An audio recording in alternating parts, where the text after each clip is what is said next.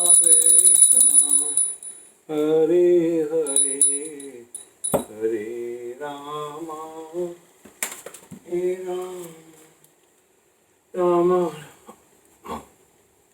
हरे हरे गोविंद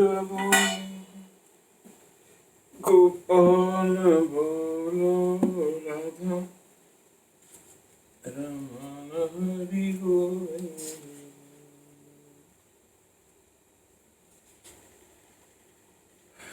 आज हम तीसरे अध्याय के श्लोक 2 का अर्थ कंटिन्यू करेंगे। व्यामिश्रेण अनेकार्थक इव मानो वाक्येन शब्दों में बुद्धि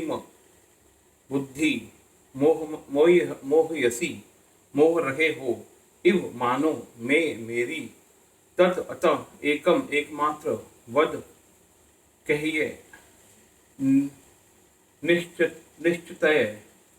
निश्चय करके येन जिससे श्रेय वास्तविक लाभ अहम में आप पनुयाम पा सकूं। आपके व्यामिश्रित अनेकार्थक उपदेशों से मेरी बुद्धि मोहित हो गई है, अतः कृपा करके निश्चय पूर्वक मुझे बताएं कि इनमें से मेरे लिए सर्वाधिक श्रेयस्कर क्या होगा। तात्पर्य पिछले अध्याय में श्री भगवद गीता के उपक्रम के रूप में सांख्य योग, बुद्धि द्वारा इंद्रिय निग्रह, निष्काम कर्म योग तथा नव दीक्षित के स्थिति जैसे विभिन्न मार्गों का वर्णन किया गया है, किंतु उसमें तरतम्य नहीं था।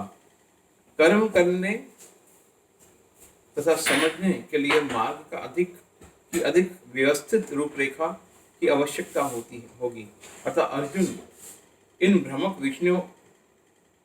विषयों को स्पष्ट कर लेना चाहता था, जिससे सामान्य मनुष्य बिना किसी भ्रम के उन्हें स्वीकार कर सके।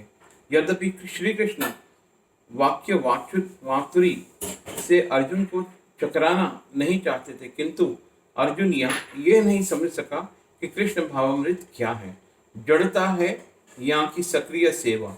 दूसरे शब्दों में अपने प्रश्नों से वे उन समस्त शिष्यों के लिए श्री भगवद गीता का रहस्य को समझना चाहते हैं, कृष्ण भावामृत का मार्ग प्रशस्त कर रहे हैं।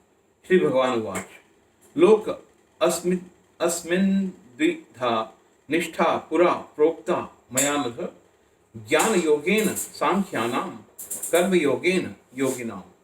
श्री भगवान उवाच श्री भगवान ने कहा लोके संसार में अस्मिन इस द्विधा दो प्रकार की निष्ठा श्रद्धा पुरा पहले प्रोक्ता कही गई मया मेरे द्वारा अनघ हे निष्पाप ज्ञान योगेन ज्ञान योग के द्वारा सांख्या नाम ज्ञानियों का कर्म योगेन भक्ति योग के द्वारा योगी नाम भक्तों का।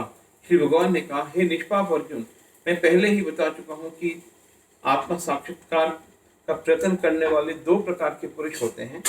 कुछ ऐसे ज्ञान योग द्वारा समझने का प्रयत्न करते हैं, तो कुछ भक्तिमय सेवा के द्वारा। तात्पर्य द्वितीय अध्याय के 29वें श्लोक में भगवान ने दो प्रकार की पद्धतियों का उल्लेख किया है, सांख्य योग तथा कर्म योग या बुद्धि योग। इस श्लोक में इनकी और अधिक स्पष्ट विवेचना की गई है। सांख्य योग अथवा आत्मा तथा पदार्थ का प्रकृति का विश्लेषक अध्ययन उन लोगों के लिए है जो व्यवहारिक ज्ञान तथा दर्शन द्वारा वस्तुओं का चिंतन एवं मनन करना चाहते हैं। दूसरे प्रकार के लोग कृष्ण भावामृत में कार्य करते हैं, जैसे कि द्वितीय अध्याय के 61वें श्लोक में बताया गया है। हरे कृष्णा कृष्णा